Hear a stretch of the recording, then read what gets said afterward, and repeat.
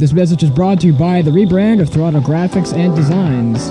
This publication may not be reposted without the authorized written consent of Throttle Graphics and Designs. NASCAR Camping World Ford F-150. NASCAR Xfinity Ford Mustang. NASCAR Cup Series Next Gen Ford Mustang. Arca Menards. This has been the publication of the redesign and rebranding of Throttle Graphics and Designs.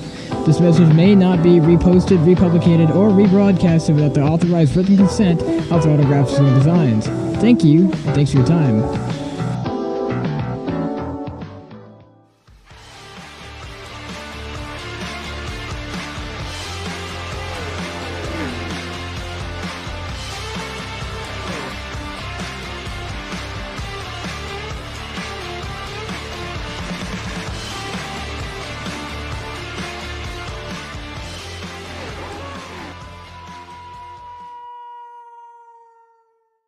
Hudson Auto Works is conveniently located off of Highway 29, 812 Post Street, Greensboro, North Carolina. Our beautiful 15,000 square feet facility is home to 21 highly trained professionals offering used car sales, collision repair, automotive detailing, and the best customer service you won't find anywhere else. Visit us at www.hudsonautoworks.com or call us at 336-772-0685.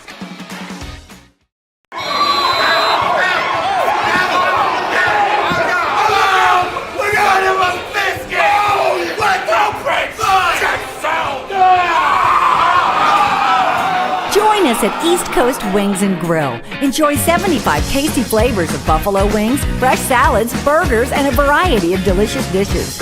Experience a family-friendly atmosphere you can't get anywhere else. Fresh, family fun. Get your business noticed with quality vinyl vehicle wraps from Ruth Sign Service. Ruth Sign Service has been providing truck lettering and quality printed vehicle graphics for over 50 years. Now they offer premium digital printing wraps for all types of vehicles. Add a new element of energy to your company's image. Get more mileage out of your business-to-business advertising by wrapping your vehicle into a moving billboard from Ruth Sign Service. Ruth Sign Service in Greensboro, where you can get wrapped and get noticed. Racing isn't easy, but experiencing it is. iRacing puts you in the driver's seat with the industry's leading sim racing game. Drive on laser scan replicas of the greatest racing circuits from around the world. Go head to head against other drivers chosen by skill-based matchmaking to ensure competitive racing at every level. Compete across all your favorite series. In officially licensed cars, engineered to deliver the most accurate driving experience possible.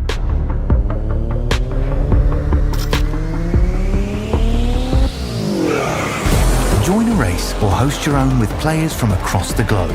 Race against the computer or in a league with friends. Feel the thrill behind the wheel. Visit iRacing.com.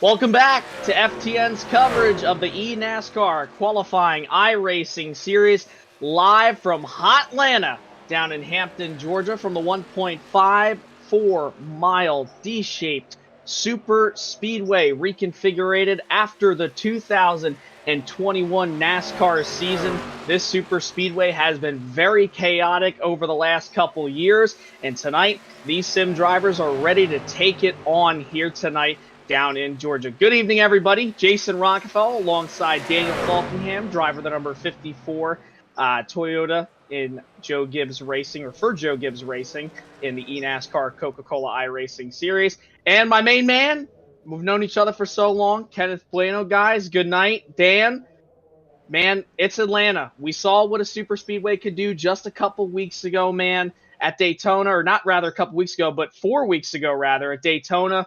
What kind of craziness are we expecting here tonight? I think we're going to expect the same kind of craziness we've seen even the last two races, because Daytona, we all know how Daytona goes, but even at Las Vegas, it kind of had that super speedway feel. So some might say this is the third and the final kind of super speedway race these guys are going to experience in this round.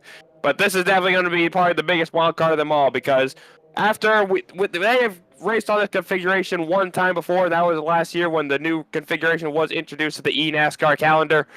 And I don't think this year is going to be any different from what we saw last year. A lot of crazy racing, 2, 3 wide, maybe even some 4 wide racing before it's all said and done. But I'm definitely looking forward to seeing what these guys have tonight, having a year under their belts with this new surface, this new configuration, turning into a super speedway.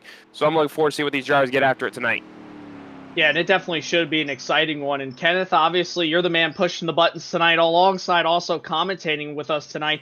And I guess one part I probably would ask you here tonight is, obviously, if you were a sim racing driver or even just, a viewer, we've seen in real life, in the sim world, we've seen a lot of stuff go on through the tri-oval, heading there off turn number 4, guys trying to get spread out, fanned out, kind of like what you would do at a normal mile-and-a-half track, like a Texas, a Charlotte Motor Speedway. You could even throw in Old Chicagoland for an example. But this track, because of this aerodynamic package they have here, because it's now a mini super speedway in a sense, racing at over 175, 180 miles an hour, I mean, do we see more trouble in the tri-oval like we saw in official week just a couple weeks ago? I mean, what do we expect here tonight? We're probably expecting chaos. Now, I can't, for one, give the same expertise that a driver like Dan would, because I'm not as good of a sim racing driver at all by any stretch of the imagination. However, Atlanta is so frenetic. It is so wild at every step of the way. As soon as they added the new banking that was much higher than the old configuration, they repaved the entire surface. It gave it a ton of grip, which means that this track is really flat out to the floor 100% of the time, and a lot of it's going to come down to the aerodynamics. These trucks often can get very loose, specifically in that tri-oval like you mentioned, so this race is going to be wild in any sense, and for a lot of the drivers here tonight, most of their goals isn't really to win, Jason, it's to survive. It's going to be fun.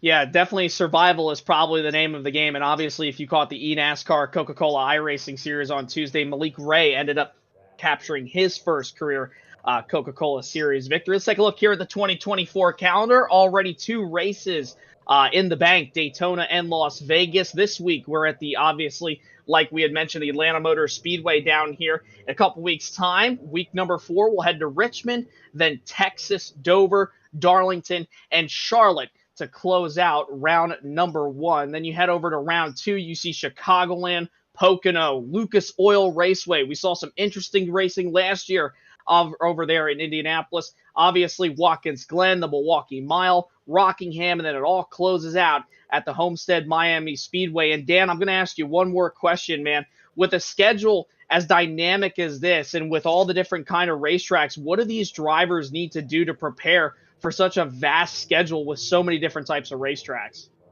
Yeah, they got to be ready for anything that gets thrown at them. As we see, like, the round 1 schedule, the next few races coming up, it's a little bit of a different schedule. Like, we got some new additions and even some old additions, like Richmond Raceway. We haven't seen that on the Road to Pro schedule since 2022.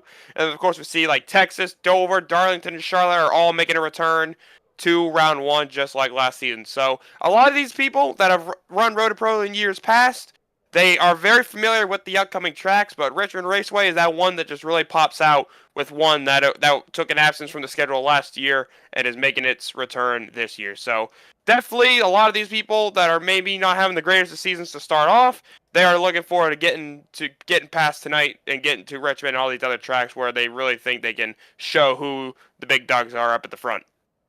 Yeah, it definitely should be an interesting one. And if you caught last week's coverage, obviously, on FTN, when we saw the Las Vegas race a couple weeks back with Terry Radford, yourself, and obviously Kenneth, Dan, we saw a really interesting race, a lot more cautions than I think we probably expected. And Kenneth, it was one that was really exciting to watch. Obviously, we saw Connor Euroshak win last week, or a couple weeks ago, over Christopher Hill, Jacob Potak, drivers like that. Are we expecting the same kind of craziness here tonight, but probably amped up to a 10? Because I would assume so. We probably should, Jason, and with that will come a lot of teammate racing, and we saw the team elevate in terms of Nexus Esports with Front Row Motorsports. They had 3 drivers inside the top 5 by the end of the Las Vegas race at the checkered flag, and of course there were many factors that played into that team having so many trucks into the top 5 late, including Euroshaq's huge W, but I'd expect here at these super speedways, and I'm sure that Dan could attest the same, teammates are going to matter. You're going to want to find your friends, much like you did at Daytona, work together, whether it's in the middle, front, or back of this field, and try to formulate a plan. A lot of these drivers are in similar voice chats with each other, so communication usually at an all-time high. Find your friends here at Atlanta, because when the big one strikes, you want to have some survivors with you, and of course, you want to have some drivers to push you to that checkered flag.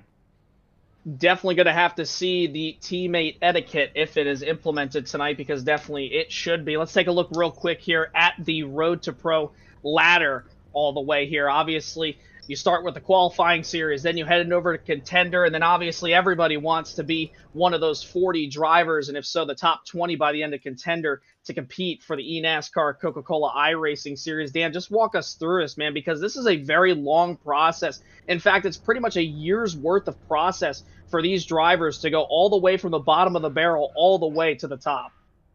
Yeah, absolutely. Just seeing these, with me running the ladder, it was pretty good for me managing to get through my first time in 2022, where the main goal is just, for this first round, you just got to be top 70 in points. That's probably the easiest part of this whole ladder, and then it gets harder where you got to be top 20 in round 2. You got to be between top 20, top 30 from contender. I'll touch up on that more a little bit later because it's a little bit more complicated than last season. And then obviously the ultimate goal is the Coke Series at the end of the year, where only 20 to 30 people will be eligible at the end of the season. But that's a long way from now. Right now the focus is on all these boys trying to get through round 1, and more importantly trying to get through this race tonight, as these boys are good enough, ready to roll off the starting grid. Yeah, we are ready to give you the starting grid here for tonight's race down in Atlanta. It should be a funny one. Let's take a look, obviously, here at the starting grid. Row number 1, Connor Euroshaq, Kevin Champagne there on the outside, and the number 9 had a great run last week or a couple weeks ago at Las Vegas. Row number 2 goes to Michael Mitchum and Brandon Hawkin in the number 5. Row number 3, you have Jack Mace and Kay McClenny in that outside position. Row number 4, Daniel Nanny, winner at Daytona 4 weeks ago in split number 2, and Agnell Phillip to the outside in the number 12. Row number 5, Dan, rounding out the top 10, Dominic Lakomsky and Christopher Hill in the number 11. Yep, and with David O. Brown's going to be starting 11th, Patrick Good is going to be starting 12th, Derek Heitman starts 13th, Dalton Malam starts 14th, Matt Danton will start 15th, Johnny Avila will start 16th, Dylan Pettis will start 17th, Jimmy Norman will start 18th, Jacob Potak will start 19th, and then Kenneth Will Cooley rounds out the top 20. Johan El Seminario will start in the 24 machine inside row 11. Noah Bitts to the outside. Joseph Galata and Cole Hooper going to be inside and outside in row number 12. Behind them, Justin Bolton and Kyle Brummett, the 30 and the 15 doubled up. In row number 13, Matthew Boniface and River Hayes starting deep in this field from row 14. Rounding out your top 30 will be Octavio Rondoletto and Joshua Ballier, who finished well at Daytona several weeks ago. Jordan Worth and Travis Manning bring us to the last row before Alex Link and John Hall. With that being said, here we go. Round number 1, race 3 is underway. Green flag is out in the air here at the Atlanta Motor Speedway, and everybody comes flying down into turn number 1, trying to figure out what positions they want to gain, what line they want to go in as they hit the back straightaway coming off turn number 2. Everyone here getting up to full song. Going to take about a lap and a half for these engines to all get up to full power, get up to full speed. As Connor Euroshaq, he started P2, was able to get in line on the start, and now he's going to make his charge all the way around side with a push from Michael Mitchum as they come to the line, and it looks like it's going to be, I believe, Kevin Champagne is going to lead the first lap. Oh no, sorry, that was Connor Euroshaq leading the first lap. Yeah, you see everybody now heading back to turn number 1 and 2. That 94 has a head of steam on the inside of the racetrack. Got help from the 99 down on the bottom, and everybody's still 2 by 2 for the time being. 100-lap race tonight, just a little over 150 miles here at Atlanta. And this is a race where you really have to kind of, nurse this car, nurse this truck rather, and obviously you want to make sure that you survive all the way around, no doubt about it, because it is a long race. You have to be patient. And Dan, it's really hard to pass here. You can't really make that third lane work in a sense. We've seen the inside lane fade away. We've seen the outside lane kind of have some surges of momentum. I mean, what lane is the best lane to be here tonight? Well, yeah, that's kind of something for me that I'm going to be trying to figure out all night long. It's obviously different from the next-gen car that I competed in on Tuesday night. So, but it's a little bit different. The draft isn't as strong as it is in the next-gen, and the side draft isn't as strong in the truck as the next-gen. So it's definitely going to be interesting to see like what lanes are going to be preferred. This looks like it's got a more gridlock style feel to it early on in the going. But right now, as you see, everyone's fine with riding 2x2, just trying to click off some initial laps. Because we saw a couple weeks ago at Las Vegas, it wasn't a great race in this split, and I think a lot of these guys are trying to learn from that, trying to get some more green flag racing out here tonight. So everyone right now is trying to click off the laps, but we'll really see the aggression ramp up as we get towards the end of this thing. But right now in the early stages, Kevin Champagne and Connor Euroshack controlling this field. They're definitely controlling this field right here for sure. Remember, early race on. And I mean, Kenneth, if you're a driver in this race, I mean, do you want to be up at the front? Because I know that most of the wrecks happen at the back, but the way that super speedway style racing has evolved over the last 10 years or so, you could say it's really changed the dynamic between the aerodynamic package, the way the tracks race, especially this new Atlanta. It's like trouble could lurk around every single corner, every straightaway. I feel like the danger is really all over the racetrack here, no matter if you're at the back, the front, or in the middle of the pack. I mean, if you're a driver, where do you even want to be in this situation? You probably want to be either in the front or the very back. That's sort of the philosophy that a lot of drivers wrestle with whenever they come to the super speedways, and it's made even more exacerbated when you come to a track like Atlanta, because while at Daytona and Talladega you have more room to operate with, Atlanta you really don't. It's a pretty narrow track surface, and they narrowed it from the old configuration where it used to be much wider on the 24 degrees of banking than it is now, where that red and white line is painted all the way on the inside. So you're looking at where trouble lurks is probably going to be where all the space is going to be taken up. And as a driver, you want to be in the front where everything's going to happen in your rearview mirror, or all the way on the back where you can at least hop on the brakes in enough time to escape and find some space. Because I can imagine, Jason, it comes really hard to find the premium space when this track is as narrow as it is, and it's only a mile and a half, not 2.5 miles. Yeah, it definitely should be interesting to see, and we'll have to obviously see. It looks like the fuel run, too, is about 35 to 40 laps here tonight. So, I mean, green flag pit stops could obviously be a factor depending on if this race goes green, and I doubt that's going to happen with how close and tightly compacted these guys are together here. And I mean, Dan, have you ever even competed for a green flag pit stop here? Because this track, unlike most mile and a halves, now with this super speedway style of racing, you have everybody that's going to try to file out from 175, 180 miles an hour all the way down to 55 miles an hour down to pit road, which can really wreak some havoc on this field if these guys aren't really prepared.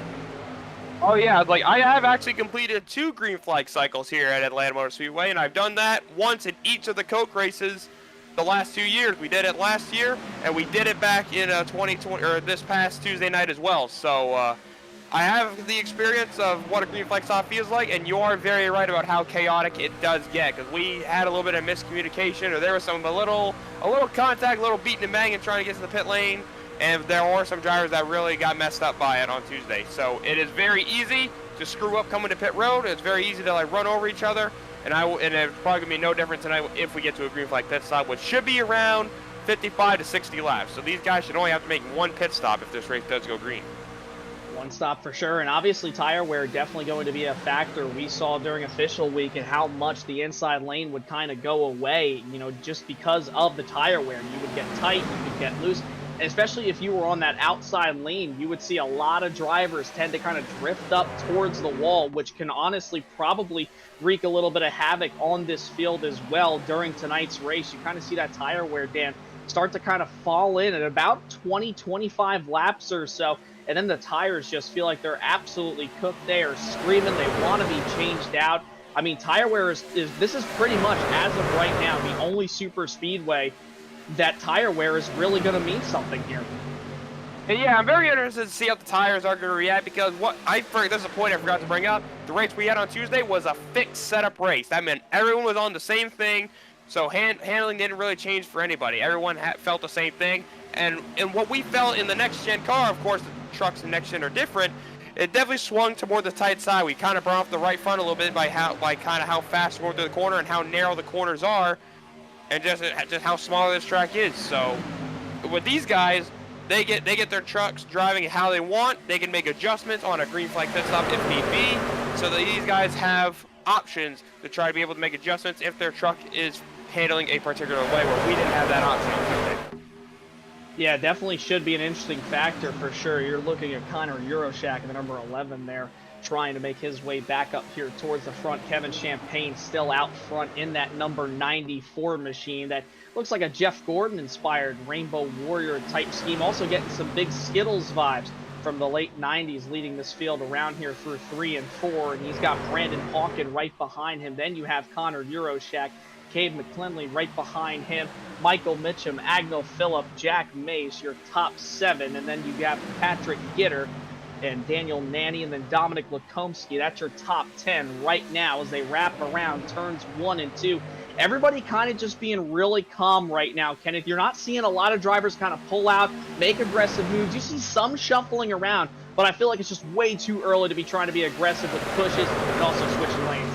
It is. I imagine as well, Jason, that they took notes from 2 weeks ago at Las Vegas. They said, hey, maybe we got a little too racy. We caused a lot of yellows early on and throughout the contest, so let's clean it up a bit. Let's run where we are right now. We've still got a ton of time left to go, so no need to rush for the race lead or for position inside the top 10, because at this moment, everyone is gridlocked from about first all the way to the very back of the pack, side by side, through most of it. And you're right, only a couple of drivers have moved up or down just to join some teammates or find better lines, but for now everyone's tucked comfortably. Not to say that super speedway racing is comfortable at all, because it is definitely not, but for now each of these drivers understand super early, 17 laps in, probably knock down a first green flag cycle before they can officially get racing.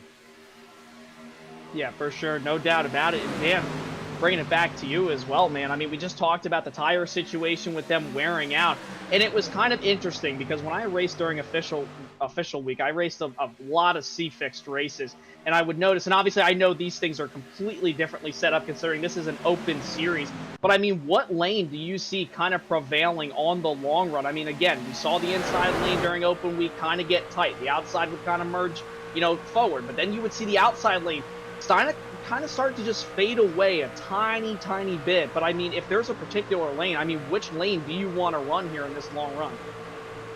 Very intrigued to see what it's gonna end up playing out, because for me, I personally don't have any experience driving the truck or racing in the truck at this new Atlanta surface, because I didn't get to do that back in 2022 when we were still on the old surface. So for me, your guess is as good as mine, waiting to see how these runs are gonna form. But if it's like any other plate track that we see, like with the B car, with the truck, where we get this kind of gridlock formation, I wouldn't be surprised to see that outside line have a lot of momentum and be able to carry momentum and just be able to carry that outside line a lot more. So, but we'll just have to wait and see as we get deeper into a run. But right now, it seems like both two lanes are very even up at the front. And it's just 2 by 2 by 2. Right now, it's just a high-speed pace lap. It does. It looks like we're under pace laps here at over 175 miles an hour. These guys clicking off lap times at over 30 seconds a lap, just a little bit into the 5/10 bracket there. So these guys are really logging some laps. I mean, guys, we're coming up to almost a quarter of this race being completed so far. And I mean, from what we've seen so far, it's not really been aggressive. You have your comers, you have your goers, but nobody has really moved around at all. You had some shuffling at the initial start of the race with drivers trying to find who their buddies are, get in the proper lane that they want to be in. If they want to be up on the outside, want to be on the bottom side. I mean, Kenneth, it's just really been a kind of a double wide race so far between, Kevin Champagne and then that number 12 truck up at the top of the racetrack. And once more, it comes down to the lack of space you have available here at Atlanta. Often at Daytona or Talladega, you can expand to 3 and 4 wide racing at times, but here at Atlanta, you can make it 3, but it just becomes so tight that these drivers really don't want to risk tearing up their race truck just for one little look at an advantage to move themselves maybe 1 or 2 positions on the long term. And when you're side by side and nose to tail like this, so close, it's really hard to either gain an advantage on the competition around you, and most of the time you're just stuck. You sit where you are, not much room to operate, so drivers are just keeping it chill for right now. And I can imagine for some of the back it might be a little frustrating, even though they're sort of anticipating a big wreck to happen at some point in this race, but knowing that they really can't gain all that much ground, especially early, might be a little hampering for them as they move forward. And definitely another point to bring on is qualifying. I mean, compared to most super speedway races, at Daytona and Talladega, you can usually drive from the back to the front, like Kenneth had just mentioned, Dan, about how you have more room. Here, you don't have a lot of room. You see these guys 2 wide. We are yet to see 3 wide, and I'm sure we will see it by the end of this race. If you didn't qualify up front, I mean, you're almost praying for a caution or at least some green flag pit stops. Try to put out a strategy up on the board and try to get out front. But besides that, I mean, you're pretty much stuck back here, and you just got to ride in line and then take your opportunities where you can do it. But don't put yourself or another driver in a bad position. Yeah, absolutely. You for sure need to put yourself in the best possible position to be able to win this race when it comes down to it and when it's all said and done.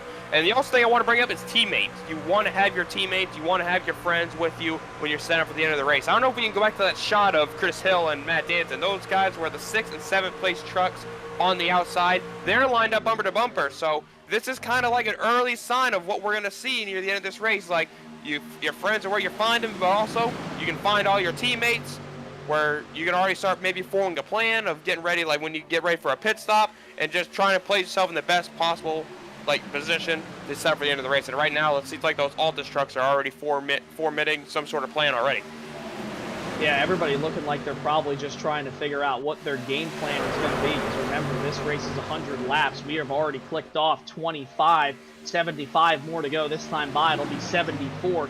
Still door to door right now between Kevin Champagne and Connor Euroshak at the front. Starting to see some trucks starting to get a little bit loose now, Kenneth, as we head around these corners, especially into turn number 3. You're starting to see trucks kind of wanting to slide up just a tad bit here. I think the handling's starting to go away just a tiny bit. They are. 27 laps in, these tires are beginning to scream for grip. And while this track does have a lot of grip compared to, let's say, the old Atlanta, which would tear your tires apart by lap number 10, this track does offer tire wear, and you really have to be careful of that. Oftentimes, I've seen races at this track where drivers get a little too confident on the bottom. They slide up into a truck or a car on top of them. All of a sudden, you have a monumental wreck that takes out a bunch of drivers. So if you're those guys on the bottom, you're getting trapped by everyone in this middle lane, have to be really careful when applying the throttle going into the corner. You might want to lay off of it just a little bit, because you can be saved by the grace of draft, and you can also just save your entire race truck by staying on the inside line and not getting to anyone on top of you, because it can get really close. Side draft is a really big thing here when you're looking to gain an advantage, and any minor mistake, Daniel, I can imagine, especially here at Atlanta, costs you way more than at Daytona or Talladega. Very much so. Very narrow surface. Any slight error by one of these drivers, and this pack could just fly apart in an instant. So definitely need to keep an eye out for that, especially when the moves get more bold, get more aggressive. And especially, like, something I want to bring about, as we stay on board here with Dominic Lukomsky going through turns 3 and 4 here, watch when we get out of turn 4 here. Look at all the open space that's going to be down on that apron. See all that open space down there down on the apron? That is legal. That is fair game. So I wouldn't be surprised if we're going to be seeing a lot of those drivers near the end of this thing, or maybe even, you never know, some guys may try to gain some positions by just cutting that apron. And easily it's just cutting the distance of the tri-oval, cutting the distance, shortest distance around the racetrack. So I wouldn't be surprised to see that apron come into play when it's all said and done. Yeah, it definitely should. And obviously remember, folks, that iRacing does deem that as raceable surface down there below that double white line. Not double yellow line here this weekend compared to a Daytona Talladega, but the double white line there with the red stripe. That is raceable. I am for certain that we will definitely see some guys probably utilizing that surface of the racetrack towards the end of this race if things start to get hairy. We saw it towards the end in the Coke Series on Tuesday night. We saw that amazing 3-wide finish that Malik Ray was able to capture his first eNASCAR Coke Series victory in a 3-wide finish. Drivers going all over the apron, trying to utilize that. And Dan, I mean, when do you start going down there? I noticed during official week, a lot of guys were just going down there, consistently, lap after lap, trying to make sure that drivers weren't trying to go below that line, get the runs, put them in 3 wide situations. Because obviously, if you do that, remember, you got to come back up the racetrack at some point, and with that front straightaway being widened out, it still gets really tight once you get to that final part of the dog leg. I mean, do you expect guys to go down there before the end of the race and try to at least pick up positions, or do you feel like they're just really comfortable riding where they are right now, trying to not make a mistake? Yeah, that's going to be something we'll have to wait and see here for a little bit, because obviously in official, very short race distances, everyone's being ultra aggressive lap after lap, but especially in something like this with the qualifying series and with how much of a distance this race is, yes, it is a short race, 100 laps, but obviously not as short as some official races. So, but obviously they're trying to be smart, because obviously they're racing for a lot more than you would in a normal official race where you just get that good old safety rating, I rating, all that fancy good stuff. But right here, you're racing for a lot more with a lot more meaning behind it. So obviously everyone's being smart, being respectable right now. But obviously the gloves are going to come off as we get closer and closer to the end of this thing, because people are going to get aggressive to put themselves in position to be able to win this race. Because right now, as we see the gridlock 2x2, where we see that third line up at the top of the racetrack, it isn't being utilized yet. I won't be surprised that the third line will be used at least a little bit before this race is said and done. And another key word with super speedway racing is patience. We've seen time and time again that some driver, a couple drivers, maybe even more than 2 drivers, want to get aggressive. They say, hey, I've had enough running back here in the 12th spot up on the outside. I want to go up and make it 3 wide. I feel like I have the confidence, the truck, the tires to go up there. I mean, it just gets really, really tough here when you're riding around at over 175 miles an hour, door handle to door handle with these guys, knowing that there's another lane up at the top of the racetrack, but you don't want to necessarily take that risk and go up there, get up into the marbles, and then slide yourself up into the wall for sure now. Yeah, for sure. As we are now completing lap 35, we're on lap 36. All green flags so far. And like I said, this race, it's got a pretty good pace to it. Everyone's being respectable.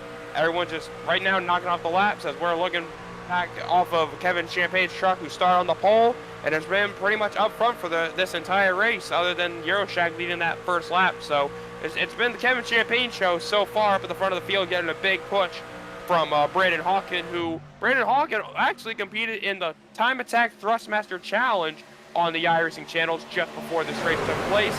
He was battling with Lone Clampett, had a great battle for the win, and then just had a little contact cost him at the end there. So he didn't get any really good fortune in that Thrustmaster race, hoping for a little better fortune sitting in that 3rd spot right now. Yeah, you see these top 2 up here at the front of this field, that being Kevin Champagne on the bottom, and then you have that Nexus machine up on the top side, Connor Euroshack. Those guys last week had great runs, obviously, at the Las Vegas Motor Speedway 2 weeks ago. You had Kevin Champagne coming from P5. Connor Euroshack took the victory in a very heated last lap. That was absolutely amazing coming to the line. I was able to catch the ending of that one, and you guys did a great job calling that race, by the way. And I mean, that's the thing, though, Kenneth, when you come to these kind of super speedways, you could expect, drivers that you don't really see up at the front of this racetrack. But I feel like with Atlanta, it takes a little bit more driver skill now since the reconfiguration, with the laying off, the tire wear, only having 2 lanes to really deal with besides the 3 that you would normally see at Talladega. I mean, are we surprised to see this, machine here of Kevin Champagne and Connor Euroshack up at the front? I wouldn't say so. They have really fast trucks, and one thing about super speedway racing is track position is always key. If you're going to be running at the front, you qualify up there, chances are maybe 39 laps into the race, if things had played differently, you couldn't be in this spot. But because we've gone green from lap 1 to now lap 40, the track position is helping them. Euroshack and Champagne are just chilling at the front. They don't have any real threats with the drivers pushing behind them. Nobody's expanded to the 3rd lane, so I'm not surprised at all to see these guys at the front stay where they are, and for at least most of the top 10 to be stagnant in their positioning. And you're right there with the point of Champagne finishing in the top 5, Euroshack winning in Las Vegas. This is all good for points moving down the line, especially if they didn't get the greatest finish at Daytona, which I know the Nexus Esports certainly wish they had a better finish at. You look at Brandon Hawken, who also finished inside the top 5 in 4th at Daytona, and you're looking, or rather at Las Vegas, and then you're looking at drivers who are trying to gain a little more points from 2 weeks ago. Cade McClenny, who finished inside the top 10, is working through here in the top 5. Michael Mitchum, the worst finisher in the top 5 at Las Vegas, but best run so far right now. Mitchum finished 17th at Nevada 2 weeks ago, so a lot of drivers here at the front looking to piggyback off of 2 weeks ago, doing a nice job of it so far.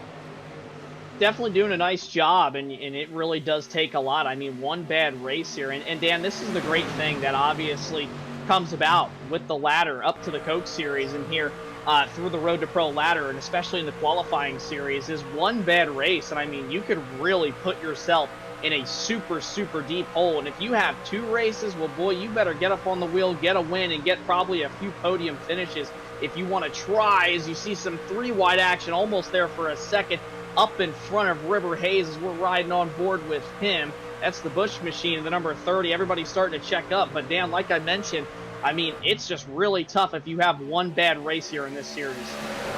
Yeah, absolutely, and for sure, like, if you're up in these higher splits, it may not be that big of an issue if you have, like, 1 bad race, 2 bad race, because with how high of a split you're running in, you can really get some really awesome finishes, like as always, we see a little bit of 3-wide action up here.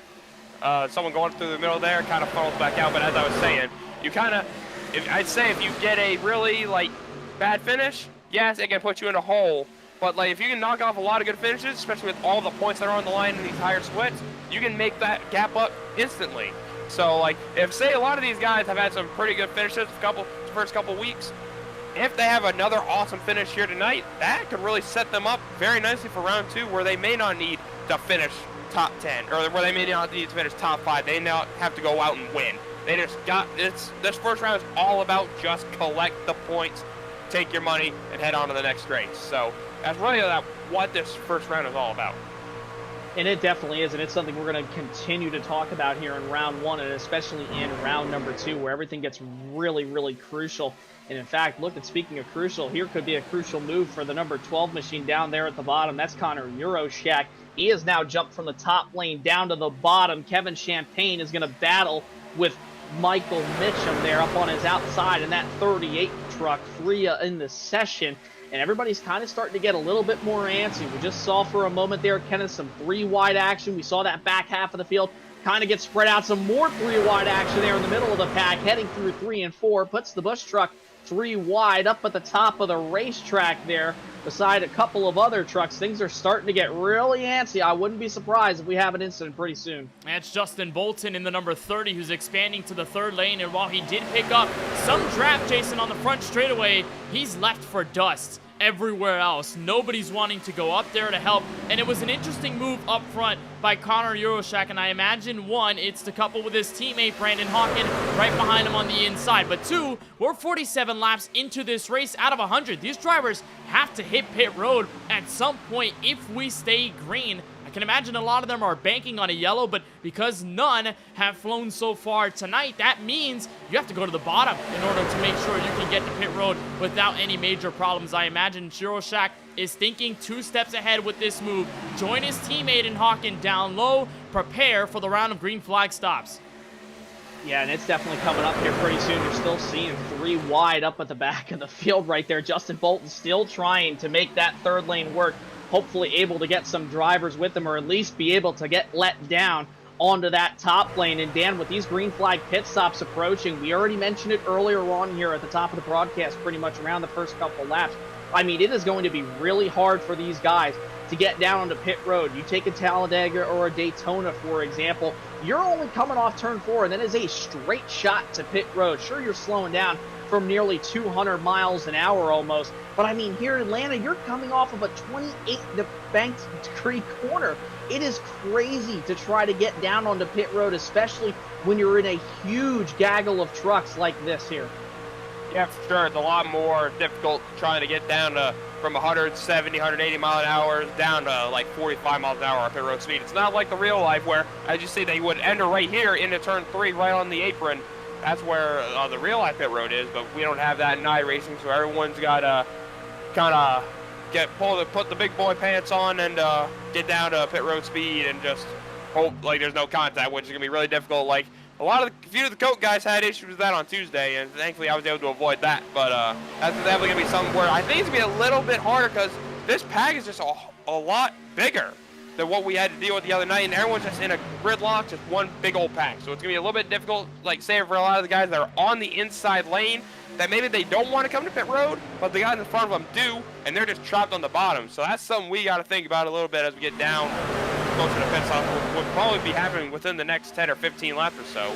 So like guys like Connor Yoshat, we saw he dropped down to the bottom lane, excuse me. And thankfully, Brandon Hawk and his teammate let him in. So like we mentioned earlier, having those teammates helping you out right there, getting Eurocheck set up for green flag stops. So wouldn't be surprised when we see a few guys make their way to the bottom, especially a lot of these front runners that have been running up front, have been in the gas almost this entire race, been using the most fuel up at the front compared to all these guys that have been around probably 10th to 15th or at the back of the pack, just saving all the fuel they can to maybe go as long as possible, because the way the pit stops are going to work here, you're most likely going to go a lap down, unlike Daytona and Talladega. So just a little bit different circumstance, kind of super speedway as, Connor Eurocheck getting bumped out of line right there. Not sure what's going on as, I'm here. We got pit stops happening.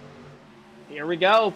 First round of pit stops happening. You can see everybody starting to file up to the top. Here we go. Here comes Kevin Champagne, Connor Eurocheck. Lots of drivers. Oh, we got a spinner in the back. Massive pile up coming to pit road. Takes up a few drivers who are up at the front. That's Brandon Hawken in the 99 machine. And oh my Lord, what is this? Talk about days of thunder, Kenneth. The 99 machine whips it around like Cole Trickle did. And he's going to ask Harry to put some tires on that thing. He put it in reverse like Kyle Busch did several times last season. A beautiful move by Hawken to keep himself going, but it was tough there on the entrance to pit road. Here at Atlanta, it is miraculously tough to make an entry on pit road, and no more cars in trouble this time by entering pit road.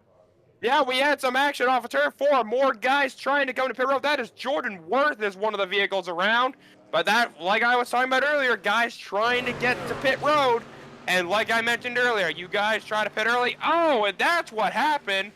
Someone was trying to come to pit road. They weren't even close, and Jordan had nowhere to go. But it all started with, I believe, Michael Mitchum trying to come to the pit lane, but ended up missing pit road, which caused a stack up between everyone else. Yeah, and we're taking a look right here on the replay, and it looks like everybody does, in fact, check up, and then Jordan Worth just has nowhere to go, does not expect that, because, I mean, Kenneth, right there, the 13 was so high up on the racetrack, I don't think Jordan ever anticipated him trying to at least get the pit road. I mean, from our angle, at least that's what it looked like, that he tried to get onto pit road super duper late, and then obviously everything just unfolded, and just a massive crash that's going to definitely really flip-flop this race completely. It is, and for Ballier, who was right in front of Jordan Worth, I mean, he started braking really, really high up on that groove. Very dangerous to do that here at a super speedway like Atlanta. Has some pretty significant right rear damage, but as soon as Mitchum came in, he was attempting and then all of a sudden missed pit road on the brakes. Everyone else also cooked it. Just a courtesy to how tough it is to run here at Atlanta under green and make it to pit road safely. Thankfully, the yellow comes out for most of the field who stayed out, so they can come in without a major problem, but it all started with that first pack. Hawken, Noah Bitts, and company going around at the entrance of pit road. Probably some black flags handed out as a result. Boy, it got really chaotic very quick. I guess we had to have a yellow at some point. 55 laps green, and we didn't see a single ounce of chaos. Now we do. Yeah, and that's the thing we talked about, is how these guys were pretty much, like Kenneth had mentioned, Dan, was gridlocked up at the front. Great term there, up at the front of this field. And I mean, it was throughout the entire field. They were just gridlocked, you know, side by side, door handle to door handle for a continuous amount of laps. And obviously, when you try to get down on pit road at such an awkward angle with this kind of package, I mean, everything just completely unfolds. So, I mean, I guess that's going to take care of the one pit stop that these guys are going to have to do. But now this flip-flops this race. I mean, look at the drivers who tried to come to pit road. They came in a lap prior to that caution. Now this very well could trap them at the back of this field when they were hoping to not anticipate that caution right there. Just like I was talking about earlier, all of those guys that had to pit, they had the risk of going one lap down. And that's exactly what happened, because if a caution came out, it's not like other super speedway races we have at Daytona and Talladega where you really don't have a chance to go a lap down. But with how much shorter, we are like a mile less at Atlanta, with how much shorter of a super speedway this is, it's just you pay the price sometimes, and unfortunately for guys like Kevin Champagne and all those guys, they paid the price for that. They did go a lap down, but they were able to get their laps back. They will all take the wave around. Guys like him, Kane McClaney, Kyle Brumette, John Hill, Brandon Hawkin, Connor Euroshak, guys like that, all pitted, and now they paid the price where they're going to be starting at the back of the field. And now that has led to Jack Mace is now going to come out with the lead in all of this, and he'll be leading us back to green there. Yeah, and he's going to be leading us back to green here in just a second as you see the field kind of wrangled up right now in this pack, getting ready to go back racing. And this has really turned this field completely into a different side of things that we have not seen yet so far. And it's going to be really interesting to obviously see how this race is going to unfold now for what would be almost the remaining 40 laps coming up to the green flag here just shortly as they come out of turn 4 now. Pace car about to dip into the pit lane. Jack Mace, one of the young guys, trying to show them all who's the best, coming down here to the start-finish line. Green flag is back out, and we're back underway now as they head past the start-finish line, Dan. We are back underway. Jack Mace leads them down back into turn number 1. And like we just mentioned, that was the only pit stop these guys needed. They should all be good to the end on fuel unless we have lots of overtime. So here we go. Jack Mace going to lead them down off of turn 2 with Dalton Malam, Christopher Hill, Daniel Nanny, and Justin Bolton going to be the top 5 as Nanny and Bolton are going to make a run up around the outside trying to go after that lead. But right now, Chris Hill, all those guys, the top 3 are clear. And Nanny, he tries to get down in line. That was a close call. Chops off Matt Danson, but they all hang on to it. Yeah, and that was a really close call there coming out of turn 4 with Nanny jumping up to the bottom, or down to the bottom side. Now he comes back up top. Now they remain side by side up here at the front of this field. Jack Mace, Christopher Hill up on the outside. They're all going to try to get wrangled back up here double file. And with Chris Hill starting to surge ahead here, Kenneth, in the front of this field, everybody kind of scrambled out towards the back half of this field. And that's exactly what these drivers were looking for, right? Gain some position if you have the opportunity. Nobody was willing to go full song around Atlanta Motor Speedway, all single file. Christopher Hill, Daniel Nanny, Justin Bolton among those that said, why not? Let's move up to the second lane and try to lead some laps of our own. But it sort of led every single other driver to move up there as well. So you back to 2x2 action, much like we were at the start of this race. You're right, it scrambled everybody at the front and the very back of the field. Single file, then working underneath the apron, and I believe, Jason, that was really the first time we've seen the apron in full usage to make a pass underneath. Definitely the first time we have seen the apron be used. I think the first time we've ever seen a lot of shuffling up towards the front of this field besides the initial start, and obviously then when they were coming to pit road. And now this pack here, Dan, is separated into 2 distinct packs. You have your lead pack, and then you have the back of the pack right here, led by Cade McClendley. This is back all the way outside the top 20, just shy of it in the 21st position. I mean, if you're these guys, I mean, there's not really a whole lot you can do. You just got to try to work all together, gain the ground up on that front pack, but it's going to be really hard to do so since they're back by about a straightaway. Yeah, for sure. And right now, those guys, they need to somehow maybe try to work together where they can try to, like, draft off each other, try to catch this pack, but it seems like they're way too far back to do anything. So I think all those guys right now are out to lunch trying to maybe just bank on a caution. And I wouldn't be surprised we'll probably see another one of those as the aggression ramps up, especially in this front pack. We still got a good solid 20 to 25 trucks up in this lead pack. So those guys that are pretty much in that second pack just waiting for action to happen up front, right now they're kind of out to lunch at this point. Yeah, they're definitely out to lunch for sure, and that is the correct term, I would say, probably, because they are just still running double file. Looks like shades of what we saw prior to that caution. It's still Jack Mace up at the front of this field. He's got help from Justin Bolton right behind him, and also other drivers as well. That's actually Matt Danson right behind him in that number 10 machine. You see them work down to the bottom of the racetrack outside trying to gain momentum. And everybody just kind of wraps around the bottom, Dan, off the corner, down the straightaway. And right now it's just kind of a game between who's going to play the best pusher and try to get their driver out towards the front of this field, and obviously playing this checkered flag by the end of it. Yep, sure. As we see Jack Mace continuing to lead this pack. He was up running at the front, top 5, top 10 before we had that pit stop scramble. And right now he's up front. leading the field. And now we've got Christopher Hill. Came so close to winning at Las Vegas on a pretty interesting tire strategy where he decided to pit up near from where he was up from the front. But he almost got it to work, almost winning a couple weeks back at Las Vegas. Definitely Chris Hill looking for some redemption here tonight to maybe finally get that win. Yeah, and if you like all the racing you're seeing here tonight on FTN and also throughout iRacing, and if you do want to get all the latest updates from eNASCAR, you can scan that QR code right now to sign up for the eNASCAR newsletter, get all the latest updates and offers. And if you would also like the racing that you're seeing tonight, you know, you can also start your sim racing career. Check out all the information. Check out what you want to do to start up your first sim rig. And if you go to iRacing.com right now and sign up, all new members are still 40% off. So what are you waiting for? You should definitely go to iRacing.com today and check out the sim world. And obviously scan that QR code on your screen right now if you want every single bit of information of eNASCAR and obviously iRacing here as they work around turns 1 and 2, back down the back straightaway. Still Jack Mace up at the front of this field. And Kenneth, I think with that caution, even though it was coming into a green flag cycle of pit stops, I think that these guys know that the aggression level has been turned up.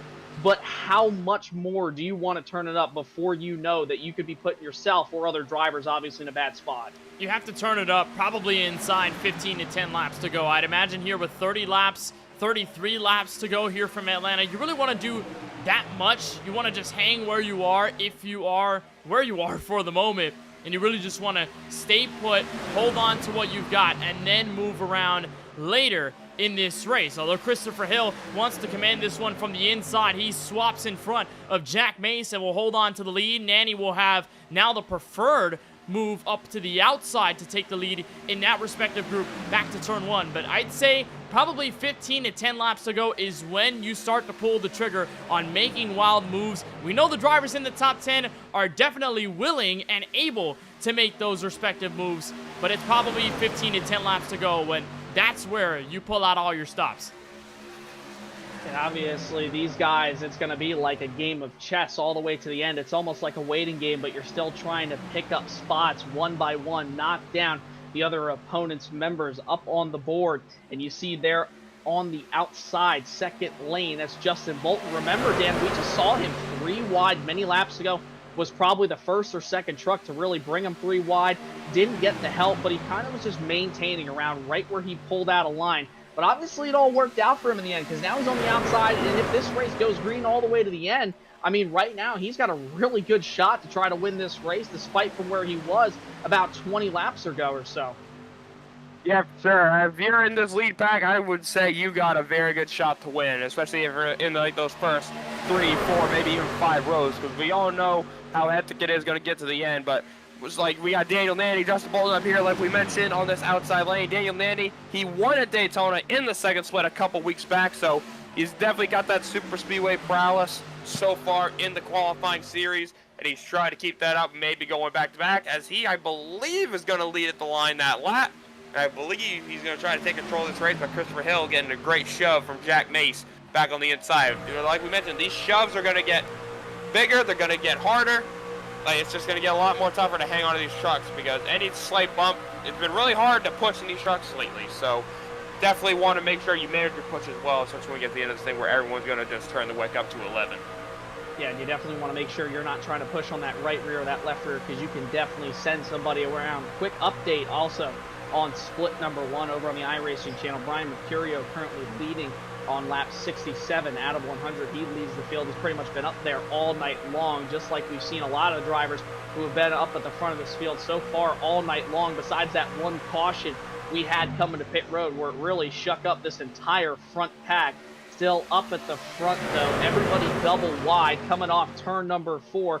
The number 11 machine, though, up on the bottom there, kind of doing a really good job kind of maintaining both lanes and realizing, hey, I don't want to jump up to the top lane. You usually see that a lot in the real-life world, but in the virtual world, it can really become a hazard if you try to block another lane. And for Hill, he really doesn't want to take that risk to move up the second lane and, like you said, just risk completely tearing up his race truck for no reason. And Hill is banking off of a really good finish tonight because he finished second at Las Vegas. He's looking to continue this momentous points run that he's had over the last several weeks. And also crucial to note, he's got his teammate Matt Danson several trucks behind him on that inside lane. You've got Jack Mace, then Dalton Millam, but then you have the fellow Altus Engineering number 30 Chevrolet of Matt Danson riding the bottom. So you would probably want to be on the top if you're at Daytona, Talladega, where you could theoretically block both lines with enough space to maneuver around, but for Hill, it's better to be at the shortest way around the racetrack. Plus, you have a teammate several trucks behind you to give some help. Nearly just had contact. If not, it was really close. Heck, they might have made contact going through 3 and 4. The two race leaders of Daniel Nanny and Chris Hill heading into 3 and 4. They made just a tight little bit of door contact there. As you see, everybody in that second half of the pack saw some major moving around back there. That's the 94. That's Kevin Champagne. Oh, we got a caution here with 25 laps to go. Believe it did start in the tri-oval in this backpack. Oh, no, and it's 2 weeks ago at Las Vegas. The winner, Connor Euroshak. Remember, pitted there, Kenneth, right at the start of those green flag pit stops. Got trapped right back in the Hornet's nest, and unfortunately, it's going to bite him there in that Nexus machine.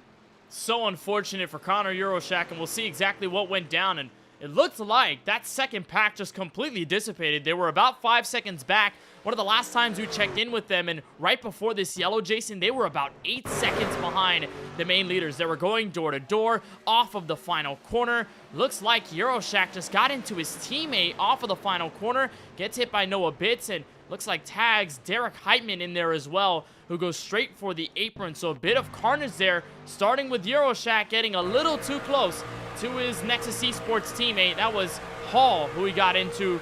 And all of a sudden, John Hall goes sideways. First bit of action we've seen of drivers getting loose from a push out of turn 4.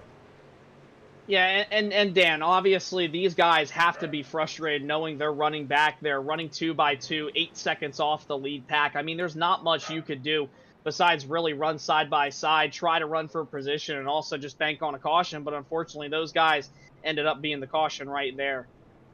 Yeah, I'm sure just Euroshak just trying to push, trying to get something working, and just got in the left rear of his teammate John Hall right there, and that just, well, they got the caution they needed, except, yeah, it was their pack that caused it, and unfortunately some guys, a lot of damage they got to fix up right there, and a lot of guys probably coming in for some tires. They got 3 sets of tires in the pit, so all those guys in the back can go and get some fresh rubber, and maybe try to do something with it. Like I said, maybe try to get that third line started, where we really haven't seen a lot of movement with that third line yet. But with probably about 20 laps to go is when we're going to get this race restarted. Get ready to see some action in that third line. Probably going to see some 3x3 action for these next and final 20 laps. And overtime, if we get to that. And Dan, you actually just pointed out something great, and it just came to my knowledge right there, is obviously those guys in the back of that field. Remember, some of those guys didn't have any damage from that wreck. They were involved in it in a sense, but they never made any contact. I mean, do you think that that fresh rubber on those set of trucks is going to do anything remotely for these drivers here? I mean, despite obviously these guys being so difficult to have to try to pass here tonight? We'll see if it makes a difference. Like, anytime you can get some fresh rubber, I take advantage of that. So, especially with how much where there's a little bit of tire wear at this new Atlanta surface with just how the racing is. But obviously, like, these guys maybe come in, maybe make some sort of adjustment that can get them to fire off even more in the short run, maybe give them some more straight line speed and all that. So that we'll just have to wait and see, but definitely keep an eye on guys like Champagne and all those guys coming from the back. So where Champagne, Hawken are going to be restarting right around 23rd, 24th, right around that area. So definitely got to keep a close eye on them as they try to get back up through this field. As we got the 1 to go signal, Jason, and we're going to be taking the green again with probably 21 to go. Yeah, and it's definitely going to be an interesting one now. If the dial on the oven wasn't turned up all the way, it definitely is now. It is hot here in Hotlanta, and these drivers are probably getting hot inside the cockpits more than likely at their virtual sim rigs, and it's going to be an interesting one to say the least. It's going to be 21 laps to go, like Dan mentioned, when they do take the restart here once the pace car dips down. And we've seen a mix of drivers up at the front of this field, but only really 4 distinct drivers have led. And right now you see up at the front Daniel Nanny and also Chris Hill actually up there as well. And there's Agnell Phillip as well in the number 12 machine. We've seen him consistently last year, did a really good job, and right now finds himself there in the P5 position, doing a great job in that number 12 machine. Maybe he will be able to pick up a win here tonight at Atlanta. But again, it is a super speedway. Any one of these guys can really win. You're going to have to make your moves really wisely. You're going to have to be careful, but you got to be aggressive if you want one of these Road to Pro qualifying series victories here tonight. You see the pace car come down pit road. We're getting ready for the restart here after our second caution of the night.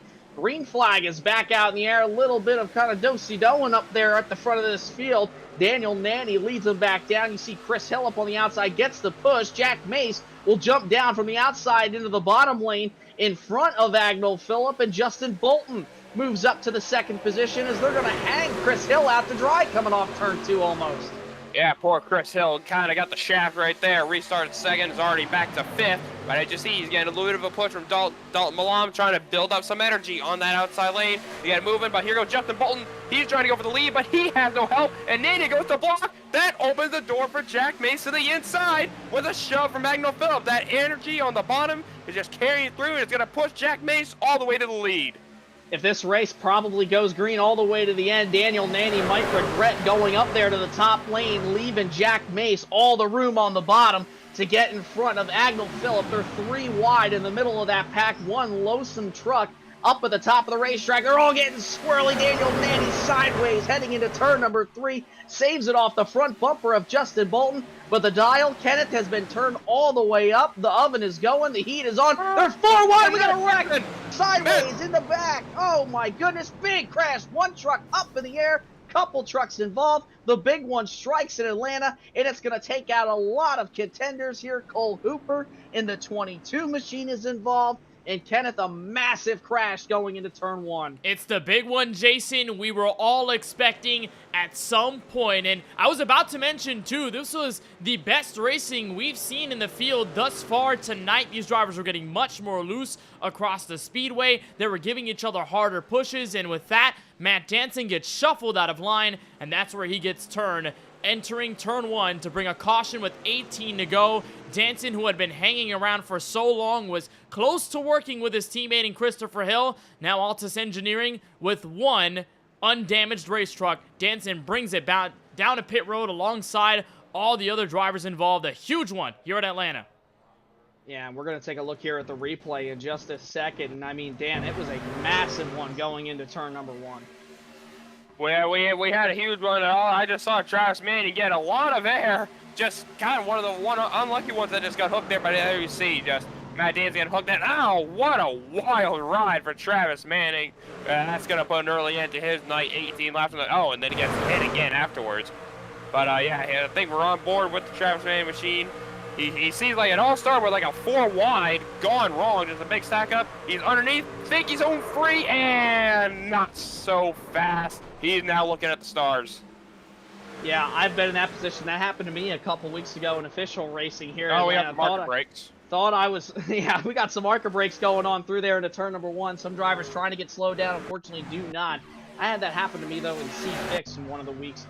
Back a couple weeks ago. Thought I was through it, heading into turn number 3. Next thing you know, I was getting left hooked right to turn number 3 and going for a wild ride down to turn number 3. But thankfully, I saved it, came back for 5th place. So, woo, go me, I guess. But obviously, massive wreck here going into turn number 1, and it all really.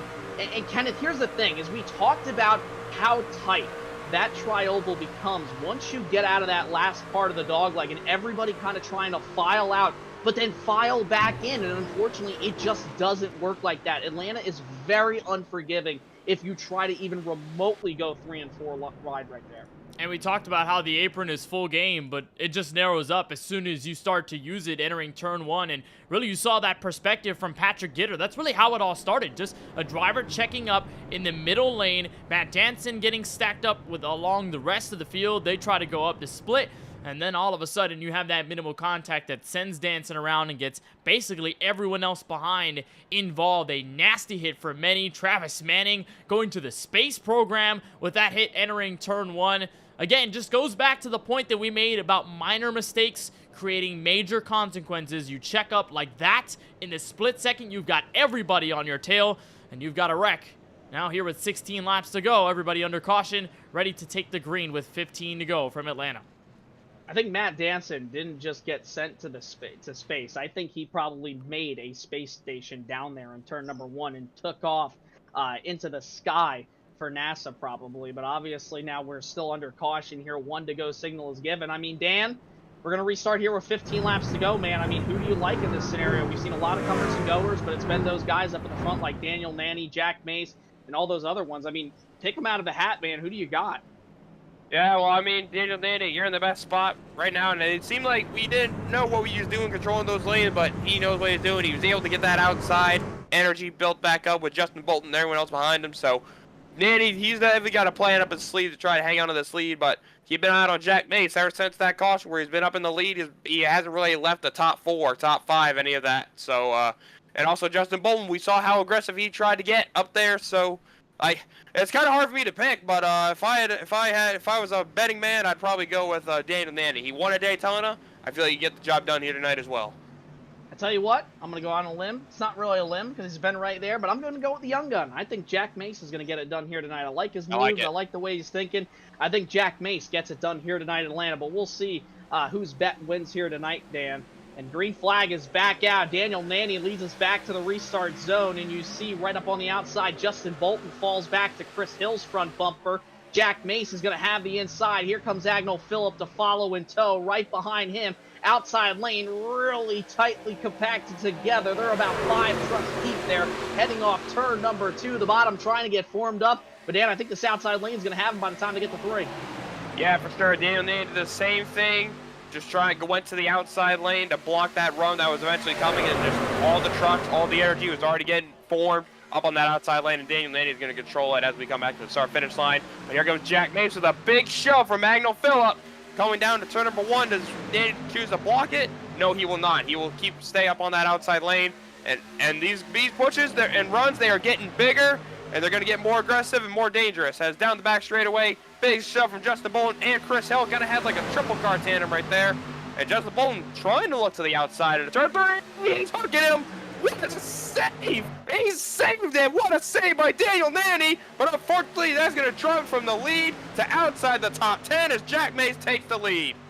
And everybody kind of filing out 3 wide going into turn number 1. Oh, and he's going to cut right down. He saves it, though, again. Daniel Nanny makes 2 fantastic saves, and that might go for save of the year. Probably early contender here in 2024 in eNASCAR. Going into turn number 1, and Kenneth, if that dial on the stove wasn't turned all the way, it is completely off now. The house is on fire. Grab the kids, grab the dog, get out of it, man, because these boys are on fire. They are ready to go here with 12 to go. I'm just going to say that push from Justin Bolton had danger written all over it. Gave the push to Nanny entering turn 3. That's probably one of the worst places you could give a push is in the middle of the corner. Nanny did a whale of a job to save that race truck. He's back in the middle, trapped 3 wide, and look who's making the 3rd lane happen. Here's Kevin Champagne, who led a bulk of the race early. He'll bring Dalton Miller with a 3 wide for 4th.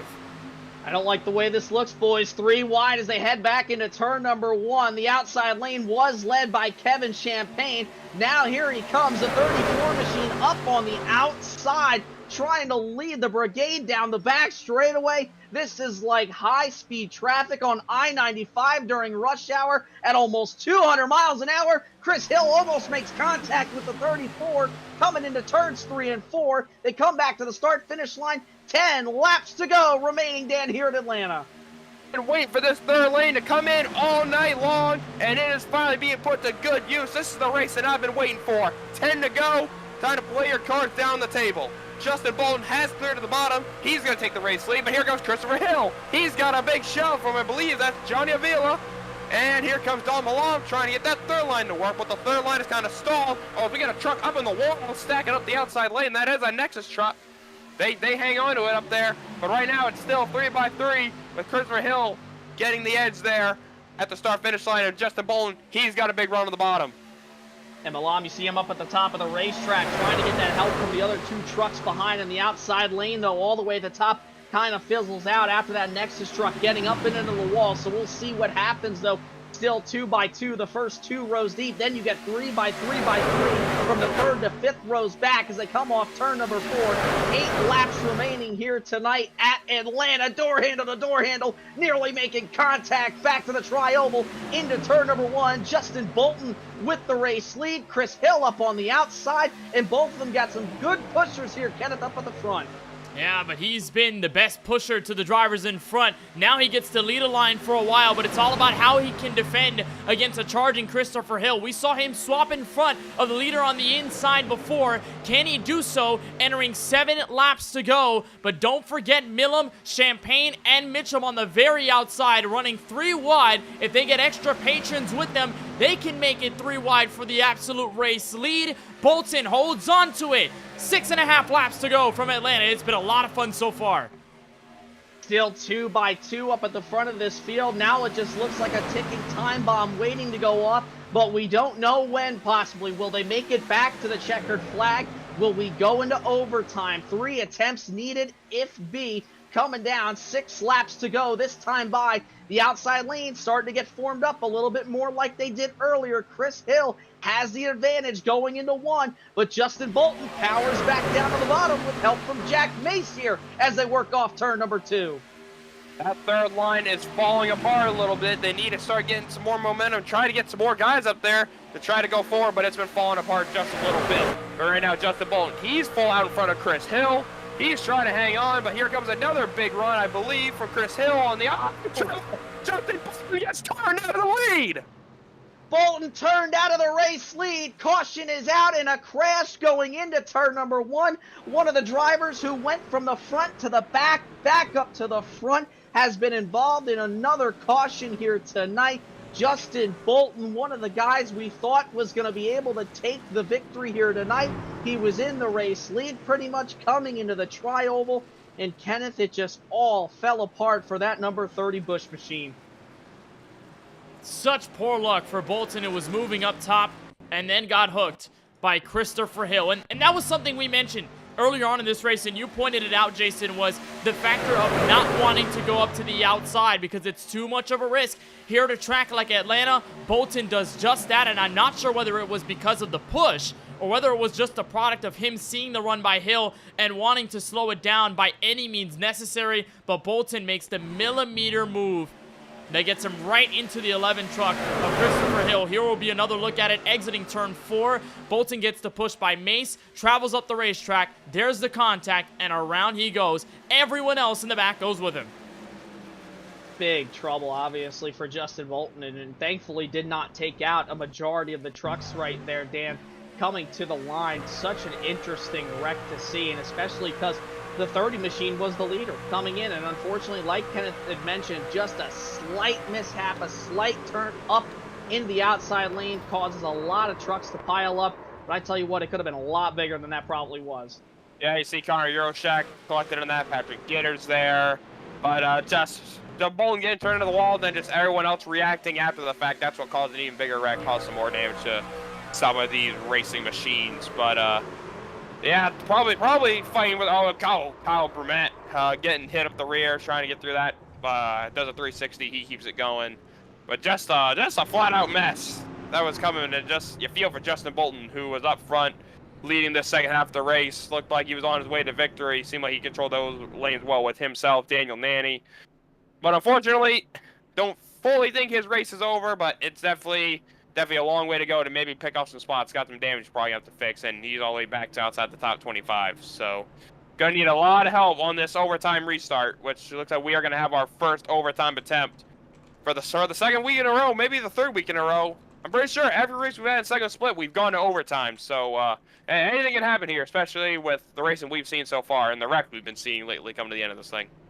Yeah, we have 1 of 3 attempts to complete, and obviously it's going to get interesting, just like it got interesting there at the end of split number 1. Brian Mercurio taking the race win in that one over Andrew Navarro in a very tight battle coming to the line. Photo finish all the way to the checkered flag. I'm sure that's probably what we're going to see here, Kenneth. And I mean, these guys are going to have to turn up this dial completely now. We keep talking about it. I keep mentioning the oven, man. The house is now burnt down to the ground. There is nothing left. You got to just kind of scavenge up what you got. You're going to have 2 laps to go. I mean, if you're a driver that's in this pack, what do you have to do here to execute on this restart and get home to a clean finish? Well, it's going to be, of course, getting to the gears first, and if you have enough space, move to the inside lane. Of course, the middle and the top were at full force during the last run, but that inside line has been just so consistent and usually have the upper hand by the time you exit forward to the tri-oval. So I'd imagine that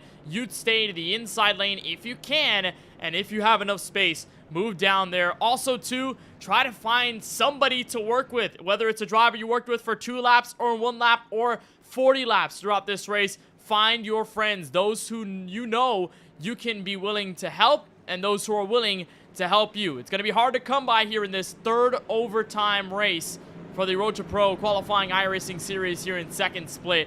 Jack Mace looking for his first win of the year. Christopher Hill looking to be 1 spot better than Las Vegas. It's going to be a showdown with 2 to go. 2 laps to go could decide your season possibly here, and it's going to come down to these final couple laps here on this 1.54 mile mini super speedway. Here we go. Pace car is in. Attempt number 1 out of 3. Will we need any more? We're about to find out. Green flag is back out in the air. Jack Mace leads him down. He's got help from Agnell Phillip right behind him. Chris Hill on the outside with help from Johnny Avila as they head back to turn number 1. To turn number 1 they go. Jack Mace with the lead, with the nose out front, but Christopher Hill, he's getting a push from Johnny Avila. But it's looking like this outside lane is going to have all the momentum, all the energy. As actually, never mind, Chris Hill, he gets a big shove. But now we got some 3-wide action going on into turn number 3. Chris Hill is out front all by himself, but they're already 3 by 3 as they're coming off turn number 4. Mace, Hill, oh, they're cutting the apron. I told you the apron was going to come into play. White flag in the air, Jason. 1 lap to go here from Hotlanta. Chris Hill has the race lead. He has Johnny Avila right on the back bumper on the rear tailgate out of turn number 2. The pack is bunched up. This is for the win. Chris Hill leads him down into turn number 3. Does anybody have anything left for him through 3 and 4 for the final time? Off turn number 4, Chris Hill trying to get the race win. Avila tries to make a move. Checkered flag. Chris Hill wins it in a 3-wide finish. All the way to the line. Chris Hill wins race number 3 of round 1 here in the eNASCAR qualifying iRacing Series. Very well done there by Chris Hill. Kind of controlled the lanes perfectly, what he needed to, and just thankfully the outside got rolling a lot better than the bottom did. Jack Mace led the last restart, but unfortunately just could not get it rolling on the bottom compared to the top end. Chris Hill just defended all the lanes perfectly. And like I said, that apron almost came into play there. Everyone cutting the apron there, and Jack Mace trying to cut the apron to get any sort of advantage to start the last lap, but I think it hurt him more than it did help.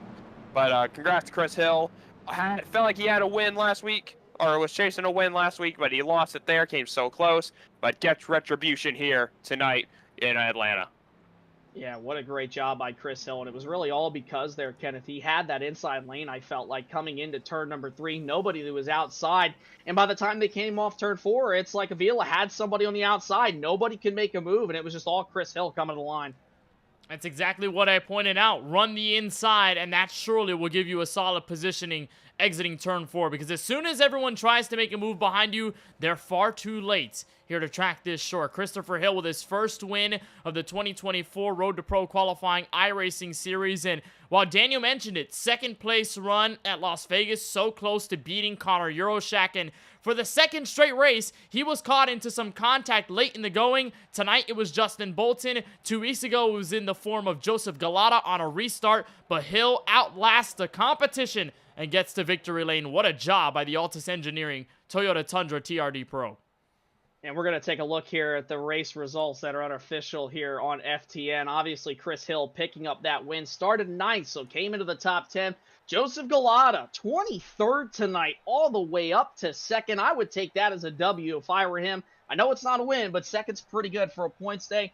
3rd, Johnny Avila. 4th, Daniel Nanny. Jack Mace, my pick, comes home top 5. Great run for him. Kevin Champagne started on the pole.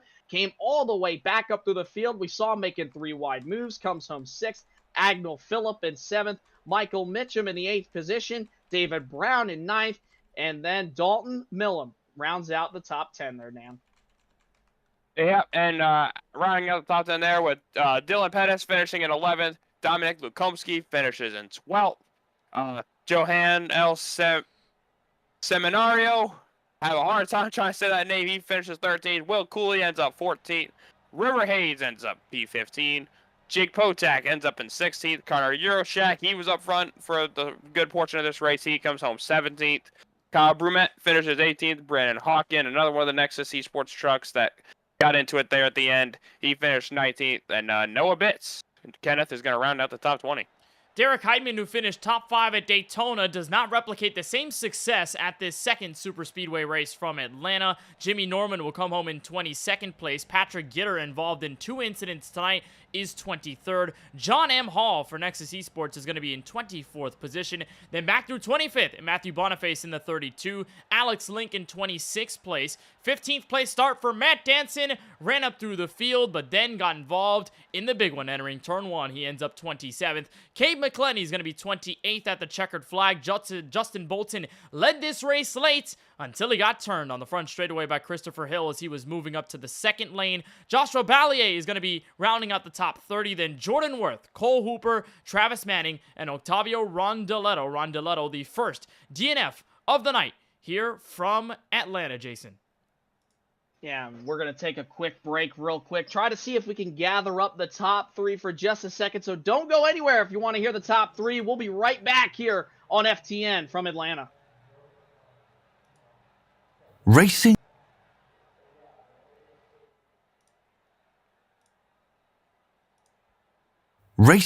isn't easy, but experiencing it is. iRacing puts you in the driver's seat with the industry's leading sim racing game. Drive on laser scan replicas of the greatest racing circuits from around the world. Go head-to-head against other drivers chosen by skill-based matchmaking to ensure competitive racing at every level. Compete across all your favorite series. In officially licensed cars, engineered to deliver the most accurate driving experience possible.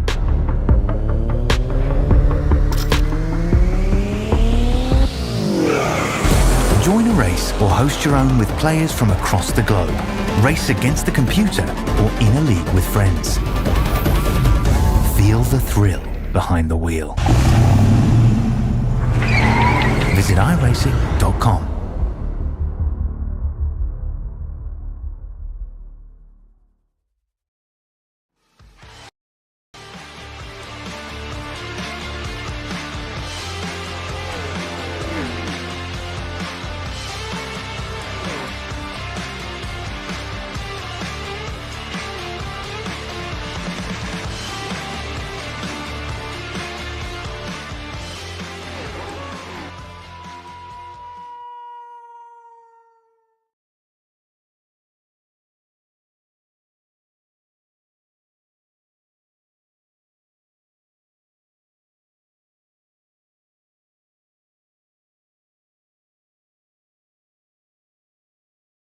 Welcome back to the eNASCAR qualifying iRacing series here. Just wrapping up, obviously, our finishes here tonight. And obviously, we have our race winner. Going to pass it over to Mr. Dan, who's going to interview Mr. Christopher Hill down in Victory Lane. Yeah, we got Christopher Hill in Victory Lane here at Atlanta Motor Speedway in race 3 of round 1 of the eNASCAR qualifying iRacing series. Chris, you came so close in Las Vegas, but you got the job done here tonight in Atlanta. Tell us about the race. It was stressful. It was, really tight. We had long green runs though, so we did way better compared to Las Vegas in that regard. So it was good. I felt really bad because I thought I was the one that wrecked Bolton, but I guess he got shoved up the hill, so that's good. I didn't kill anybody tonight. And yeah, Johnny gave me really good shows for 2 laps there after the restart and kind of just put it to where all we had to do was make sure we didn't have any major runs coming, and we managed all that, so we got the dub. Yeah, absolutely. It seemed like throughout this race, it seemed like it had that gridlock feel to it that we typically see with these Craftsman trucks. and we kind of see this with the B cars too. But like, what was it like just the racing out there? Because it seemed like any minor mistake anyone made, it seemed like the entire field would just blow up into smithereens. We had a lot of close calls tonight, especially coming to pit road. Just tell us about like that regard, like how kind of tight the racing was. Yeah, pitting under green, extremely sketch. So the goal was to avoid pitting under green at all costs. So luckily, I guess about half of us avoided doing that.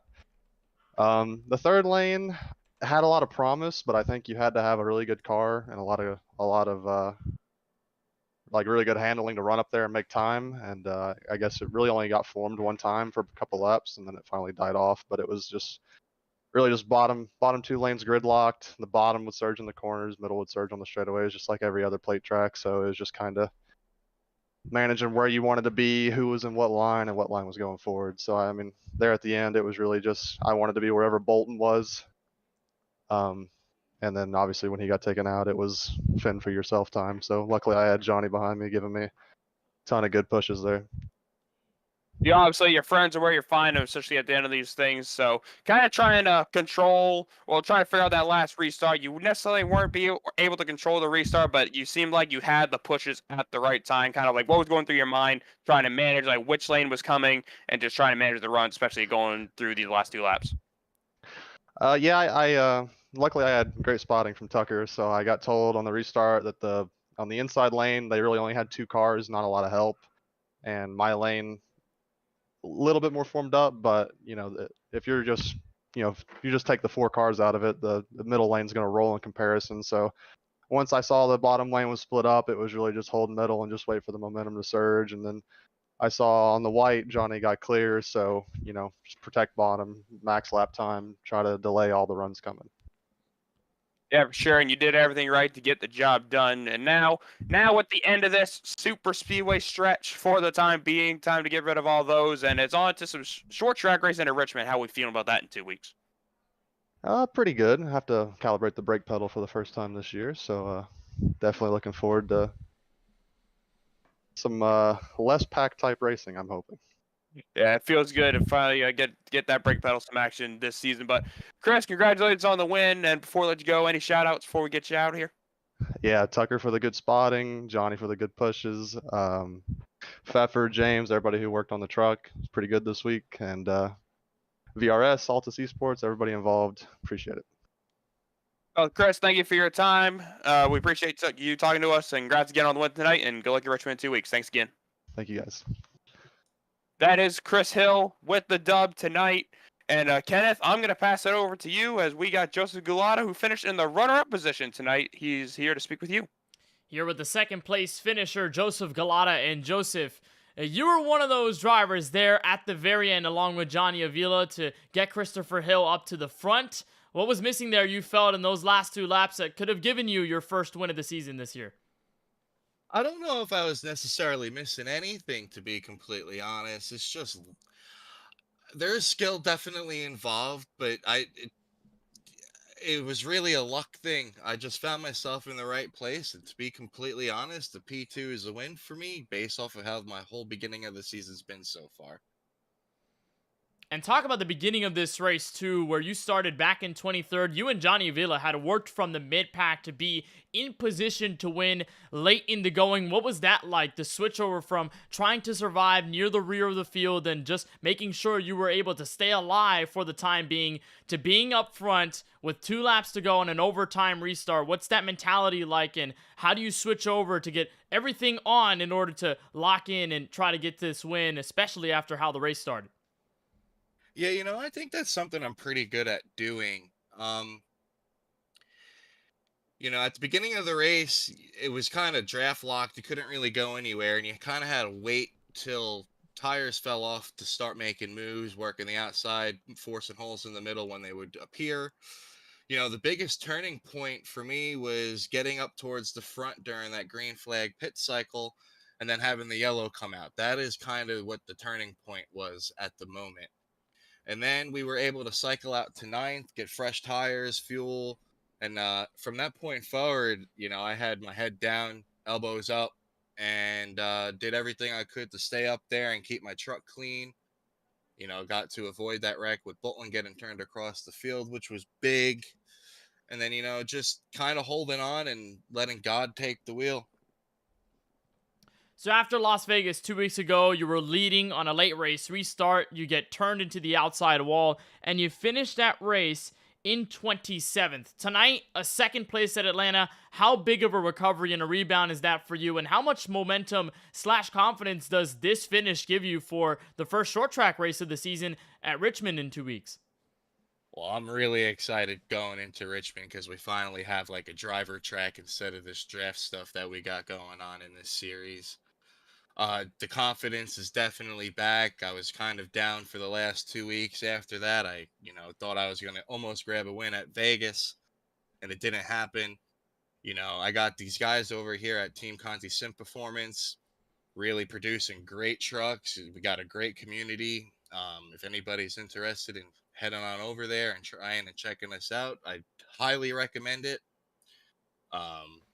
It's the momentum. I hope we keep it going. I feel like I've been in contention every race this season. It's just kind of not having luck go our way, and I'm hoping that finally, I got that horseshoe and we kind of could take it going forward. Well, this is really the step in the right direction. A second place here at Atlanta as we get to the heart of round 1 in this Road to Pro qualifying iRacing series. Joseph, on behalf of this second place finish tonight from Hotlanta, anybody in particular you want to thank for this momentous run? Yeah, I just want to thank Matt Busa, my, Coke driver, my spotter for Road to Pro. He kind of told me to just go out there and do my thing. Don't worry about the particulars and just race hard. I want to thank everybody over at TCSP for producing great trucks, putting in a lot of hard work. And if anybody's ever interested in trying our setups out, you could use my promo code JOG10 at TCP or TCSP.gg to give our weekly setups a try. And if you like it, continue going, with our community. Well, Joseph, of course, we really appreciate the time. Congratulations on the second place finish tonight from Atlanta Motor Speedway. Certainly the momentum on your side coming off of tonight. Best of luck at Richmond in 2 weeks' time. Thank you so much. That's Joseph Galata, driver of the number 17, who goes from 23rd on the starting grid all the way to 2nd, the final lap at the checkered flag. We'll talk to the driver who comes home in 3rd. That's alongside Daniel Falkingham. It's Johnny Avila. What's up, guys? How we doing, Johnny? Good race tonight. I feel pretty good. I was surprised that we were able to keep this race as green as we did, considering how some of the races have gone. So kudos to the whole field. That was good racing. I had a lot of fun. Yeah, let's dive a little bit deeper. So you got a podium, you got a great finish, there's some good points, but you definitely had a lot of close calls out there, especially like with the guys trying to pit and just a lot of the close quarter racing we had with how narrow the racing is. Just tell us about like where it was from your perspective. Honestly, I was that first half of the race, I was just trying to play it safe, keep my car clean. I saw people pitting. I wanted to just stay out as long as I could in case there was that yellow that came out, and luckily it did, and that helped me jump up a lot of spots because I think I was like 28th or 25th around that range, and then with the yellow I jumped up to 13th, and I just tried to pick the safest lane and follow it. There was a lot of close calls too, like Nanny got really loose and he made a great save, and then I forget who it was, but one guy got turned right in front of Chris, and it was just, I think I was inches away from just being collected into it. So I think I just had a lot of luck tonight. You definitely did there, but everything, it all worked out for you because you were in position there at the end of the race. You were lined up 4th behind Chris there on that GWC, and it seemed like you were in the perfect spot to maybe pull out, maybe sneak a win. But there's a lot of beating and banging coming to the line on the apron, trying to get all those positions. Just how does it feel to just get out of Atlanta with a solid result, especially with the end of these super speedways for the time being? Yeah, I was telling Chris, it's like, I don't want to risk pulling out or making a move, because let's say I move out of lane and the guys behind me have too much speed and I get a bad bump and I wreck. It's like, first place isn't necessarily worth it, because right now we're just trying to get points, right? There's a couple thousand of us trying to make only the top 70. Luckily I'm in 2nd split, so 3rd place, it's a good solid points day. It's better than going for the win and crashing. So just trying to play it safe with the way these plate races are, and thankfully we go to Richmond next week and we can do some braking, and we'll see how that racing goes. Yeah, for sure. How does it feel like? How are you feeling so far going into Richmond? That is in 2 weeks, and it's our first real short track of the season. So how are we feeling about that?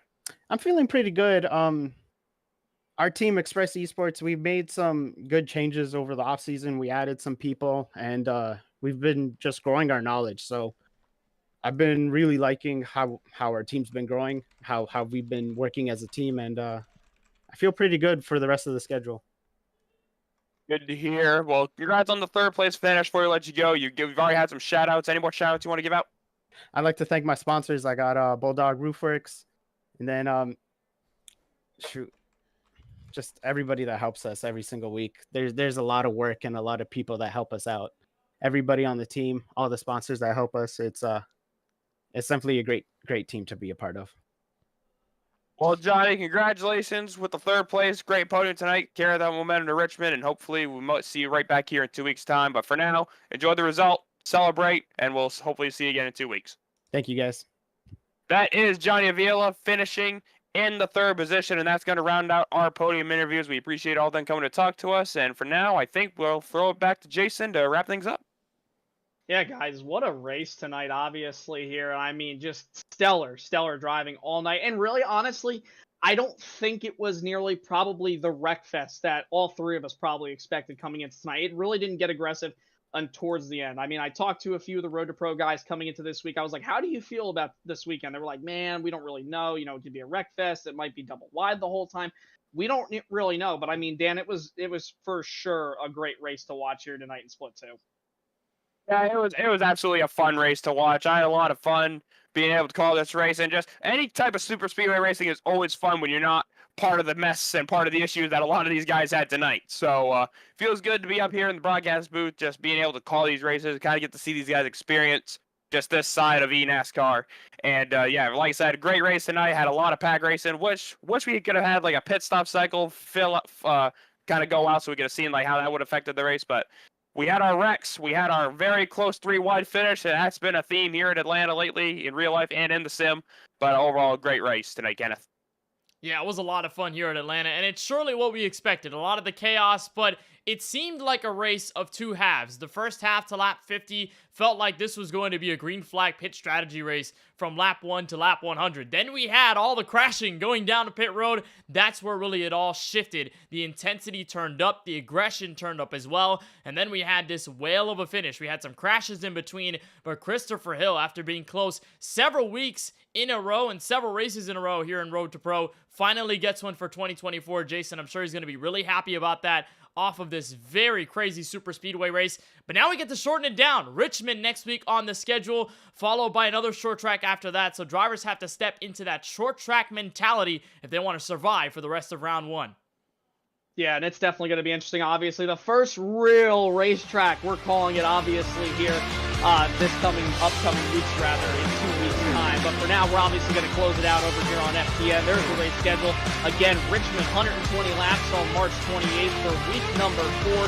Then we head to Texas, Dover, Darlington, Charlotte to round out round number 1, the Chicagoland, Pocono, Lucas Oil, Watkins Glen, Milwaukee, Rockingham, and it all comes down to that illustrious 100 laps at Homestead to close out round number 2. But with that being said, this is going to come to a conclusion here tonight for eNASCAR on FTN. For everybody involved, David Kreutz, Daniel Falkingham, Kenneth Bueno, everybody that allows us to obviously put on this fantastic broadcast for you, for iRacing, giving us the fantastic platform to watch these drivers beat and bang and have the fantastic finishes here tonight for eNASCAR. And everybody, I'm Jason Rockfell saying so long from Hot Atlanta. We'll see you 2 weeks' time at 8 p.m. Eastern on FTN for Split 2 from Virginia at Richmond.